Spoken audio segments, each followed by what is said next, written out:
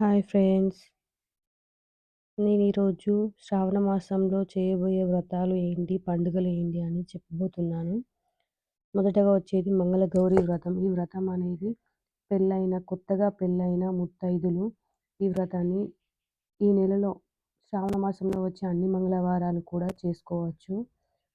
Next మళ్ళీ వరలక్ష్మి వ్రతం. వరలక్ష్మి వ్రతం మహిళలకు అత్యంత ముఖ్యమైన వ్రతంగా భావిస్తారు. శ్రావణంలో ఆచరించే మరో ప్రధానమైన వ్రతం ఏది అంటే వరలక్ష్మి వ్రతం. దీన్ని పున్నమి ముందు వచ్చే శుక్రవారం ఆచరించవలెను. శ్రావణంలో వచ్చే పండుగలు శుక్ల చవితి అంటే మనం నాగుల చవితి అని పిలుచుకుంటాం. తెలుగు రాష్ట్రాల్లో 2 రాష్ట్రాల్లో జరుపుకునే పండుగనే నాగుల చవితి. ఉపవాసం ఉండి పుట్ట వద్దకు వెళ్ళి పాలు పోస్తారు. శుక్ల ఏకాదశి, లలితా ఏకాదశి అని కూడా పేరు. పుత్ర సంతానం కావాలనుకునేవారు ఈనాడు ఏకాదశి వ్రతాన్ని ఆచరించడం చాలా మంచిది. శ్రావణ పున్నమి రాఖీ పున్నమి అని కూడా అంటారు. సోదరుని సంతోషాలు కోరుతూ అక్క చెల్లెళ్ళు సోదరుని చేతికి రాఖీ కడతారు. నుదుటన బొట్టు పెట్టి అనంతరం మిఠాయిలు పంచుకుంటారు. మీ అందరికీ తెలిసిన విషయమే. శుక్లపక్ష అష్టమి అని, కృష్ణాష్టమి అని పిలుస్తారు. ఇది మహావిష్ణువు ధరించిన అవతారాల్లో 8వ అవతారమైన కృష్ణుని అవతారము అని పిలుస్తారు. కృష్ణుని జన్మదినము అని కూడా పిలుస్తారు. ఈరోజు పగలంతా ఉపవాసం ఉండి సాయంత్రం కృష్ణుని పూజించి నైవేద్యము పాలు, పెరుగు, మీగడ, వెన్న లాంటివి సమర్పించడం మన ఆచారం చాలా మంచిది అని కూడా చెప్తారు. కృష్ణపక్ష అమావాస్య, పోలాల అమావాస్య అని కూడా పిలుస్తారు. ఇది పూజించే పండుగ. కాలక్రమంలో పోలేరమ్మ అనే గ్రామ దేవతలను ఆదరించే పర్వదినంగా మార్చి అంటున్నారు. ఇది ఆచరించడం వల్ల పిల్లలకు అకాల మృత్యు భయం తొలగిపోతుందని శాస్త్రాలు చెబుతున్నాయి. ఈ శ్రావణ మాసంలో వచ్చే శనివారం మనం నార్మల్‌గా శుక్రవారాలు వ్రతాలు చేసుకుంటారు, సోమవారాలు వ్రతాలు చేసుకుంటారని మనకి తెలుసు. కానీ శ్రావణంలో వచ్చే శనివారాన్ని చాలా పవర్‌ఫుల్ అనే విషయం మనకు చాలామందికి తెలియదు. శ్రావణంలో శనివారం ప్రత్యేకత ఏంటి అనేది విష్ణుమూర్తి కలియుగంలో కలిగా అవతరించే వరకు ఆయా రూపాల్లో అంటే పూర్ణ రూపాలు కాకుండా రకరకాల భక్తులను అనుగ్రహించడానికి అవతరిస్తాడు.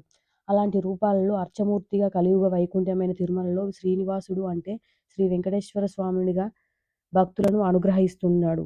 ఆయన నక్షత్రం శ్రావణం కావడం మరో విశేషం. కాబట్టి ఈ నెలలో వచ్చే శనివారంలో శ్రావణ నక్షత్రం రోజుల్లో శ్రీ వెంకటేశ్వర స్వామిని ఆరాధిస్తే అనంత ఫలాలు వస్తాయి.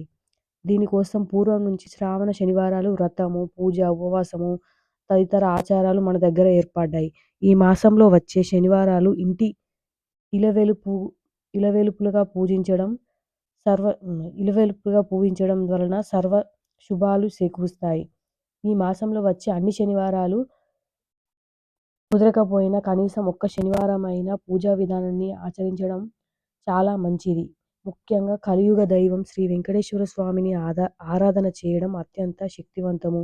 శనివారాల్లో స్వామికి పాయసం, రవ్వ కేసరి వంటి తీపి పదార్థాలను ప్రసాదంగా సమర్పించడం, పిండి దీపాలతో స్వామిని ఆరాధించడం అనేది చాలామంది చేస్తారు. ఇలా చేయడం ఒక ప్రత్యేకత. ఉపవాసం లాంటి ప్రత్యేకత చేయడం వల్ల కూడా చాలా మంచి ఫలితాలు ఉంటాయి. సంతానం లేని వారు ఏడుకొండలు ఎక్కి మొక్కుకునే ఆచారం కూడా ఉంటుంది. అలాగే శ్రీనివాసునికి మనం ఇంట్లో శ్రావణ మాసంలో శనివారం రోజు పూజ చేసుకోవడం వల్ల, వ్రతాలు చేసుకోవడం వల్ల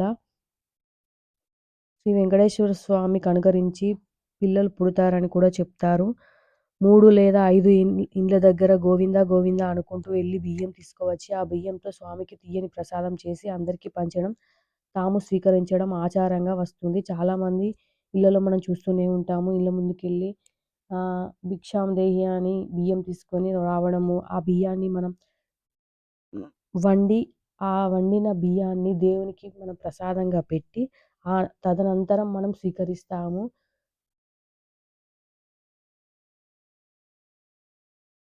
ఆయా ప్రాంతాల్లో ఆచారాలు ఏ విధంగా ఉన్నాయో మనం ఆ విధంగా ఆచరించడం చాలా మంచిది.